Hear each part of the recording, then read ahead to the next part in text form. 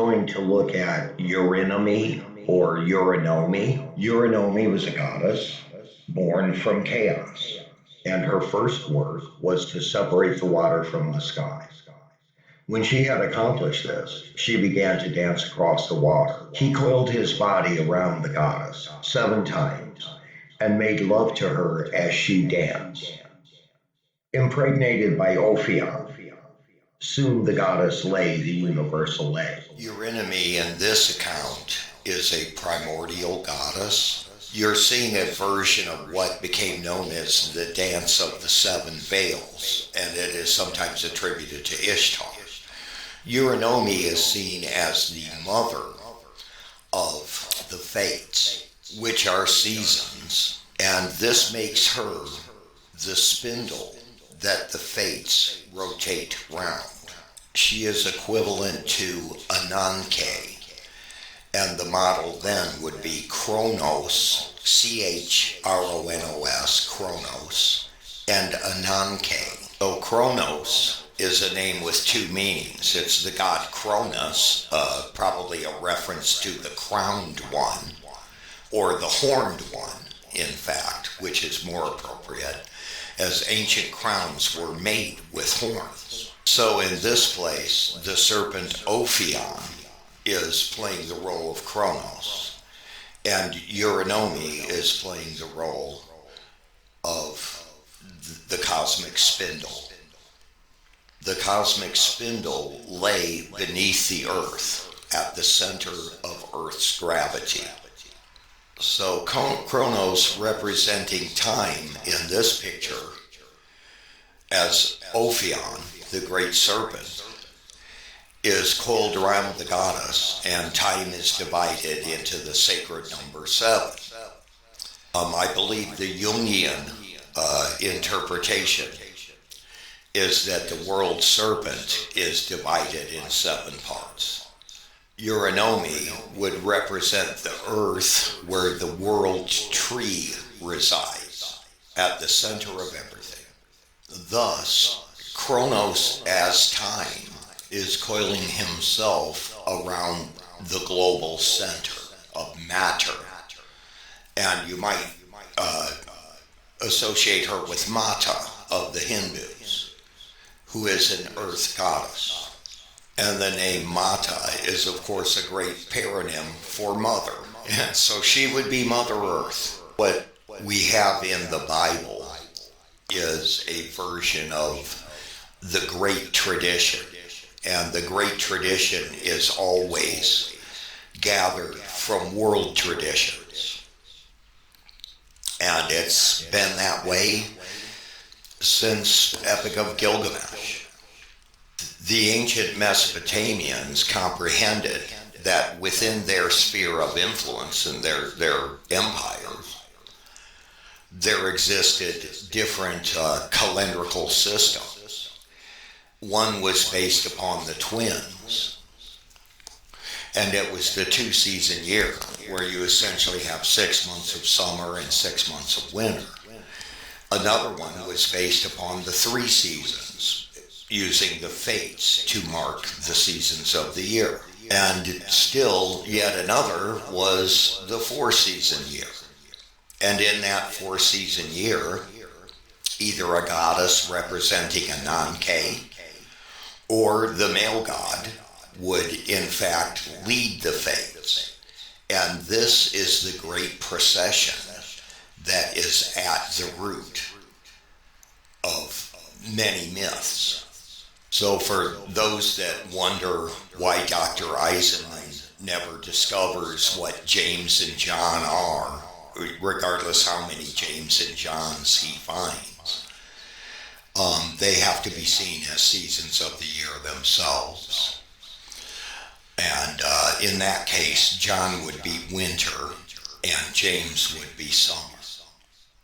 In the Magic Jesus video, The Bible Unbound, I explained to Dr. Price that Jesus and John symbolized summer and winter, respectively.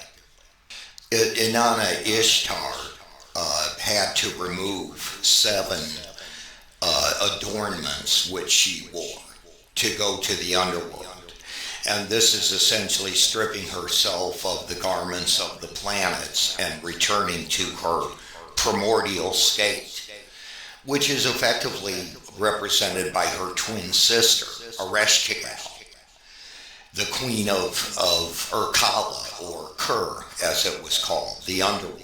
What this ties in with is the serpent seed myth, which when you apply it to Genesis, you get a whole other Genesis. You have Cain as the son of the serpent. And Cain means spear, and a spear is a piercer. Therefore, Cain, or Canaan, which we might call him, represents the primordial serpent as his son. I can see why biblical scholars reject the serpent seed myth. There are good reasons you would reject it in a reading of Genesis. However, unless you use it, you're never going to make any real sense of Genesis, as those of you who have studied the scholars for a very long time realize that they're not getting something. Well, if you're in that camp, this sort of study is for you. The Magic Jesus study is based upon the teachings of the Golden Dawn, a neo-pagan mystery cult. Crowley published those teachings, though not exactly in a method or in a form that scholars would have appreciated. And I'm glad it was published that way, because it left it for really only those who were very serious about it were ever going to figure it out.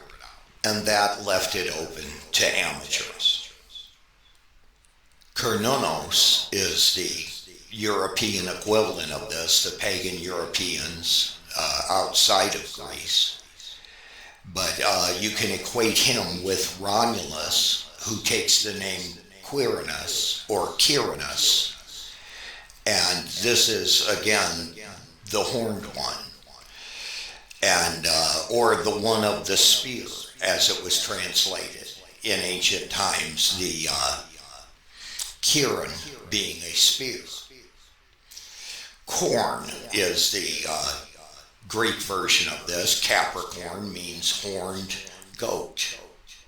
The goat became the symbol of the penned animal, which used to be the wild deer or the wild horned animal. And so in hunter-gatherer culture, that's how we would have seen it. But in the Bible, Cain asks, "Am I my brother's keeper?" Well, what he's talking about is, do I keep my brother like an animal in a pen? Well, of course, he's just slain his brother like an animal in a pen. And so he's obfuscating. And with the serpent seed myth, I am suggesting that Cain is the son of the serpent, not the son of Adam. People are looking for the one myth that ties all the myths together, and they never find it.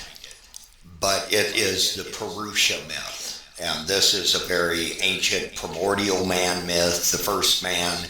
In fact, not only was the human race created from Purusha, but the cosmos itself was created from Purusha. So in this myth, it's the dividing of the primordial man.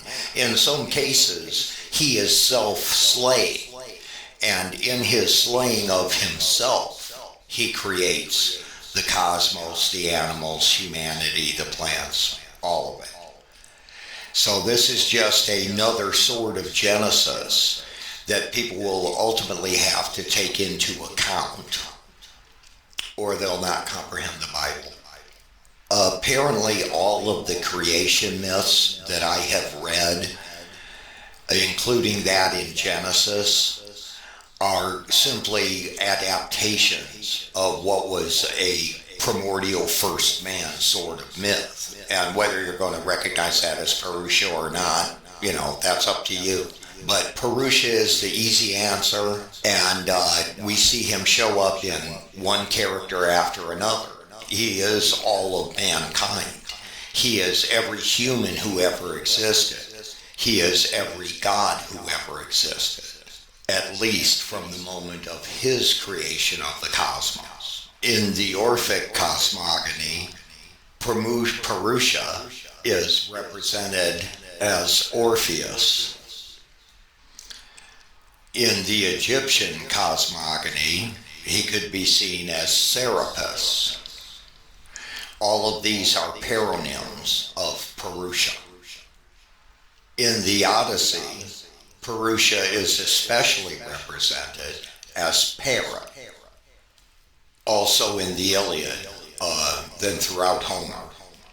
That primordial man, Purusha, meaning the separated or the destroyer, is seen in the Kronos and Ananke myth as being both Kronos and Ananke. They are heaven and earth. Heaven will be symbolic of summer, and earth will be symbolic of the cold, hard, wet winter. So when we look at differing mythic traditions, regardless where they come from, we're going to want to put the different traditions in parallel and to try to see them in parallel. Now, in the Bible, they use James and John to represent summer and winter. They use Jesus and John to separate summer and winter. They never use Yamas and Dion, and those are the sons of Apollo. So all the followers of Eisenman, know that what I'm saying is wrong, and that's their problem. They know that what I'm saying is wrong within the scope of the studies that they have partaken of. What you have to do is to look at the studies of many countries, the mythic traditions of many countries, and be willing to allow that there's crossover, because there was a lot of crossover. James specifically names the Semitic language people. Noah's grandson, the Bible says, is Yavan, and this is an early version of John, or of Jonah, depending how you want to see it. Ion represents winter. Also, the Proto-Indo-European speakers, like the Greeks or the Latins. To recap, James and John represent Semitic language speakers and Proto-Indo-European speakers, respectively. And that goes all the way back to Epic of Gilgamesh and the very ancient Mesopotamian myths, which are our oldest written sources for the world myth. I'm asking people to try to look across cultures, look across religions, and imagine that you're running an empire like Rome or Babylon. Whatever it was, they had international goals. It's not that I take issue with the work of Joseph Atwill, because I support Joseph Atwill at being able to read the Josephine type of literature in a way that no one else can. But I just see a bigger picture that actually transcends the Roman aspects. John the Baptist is a restatement of a very ancient character type. He's the teacher that comes in from the wilderness. And so in Gilgamesh and Enkidu, it's Enkidu, which works out really badly, because everything he plans and comes to ruin. Okay, but he tries, and he is loved in spite of that. He never seems to win. The relevant ancient myth is the debate between summer and winter, between Emish and Enton. Emish and Enton then become paronymical of what follows in Gilgamesh and Enkidu. So the debate between summer and winter was originally Emish and Enton, then it became Gilgamesh and Enkidu, long before it became James and John and Jesus and John.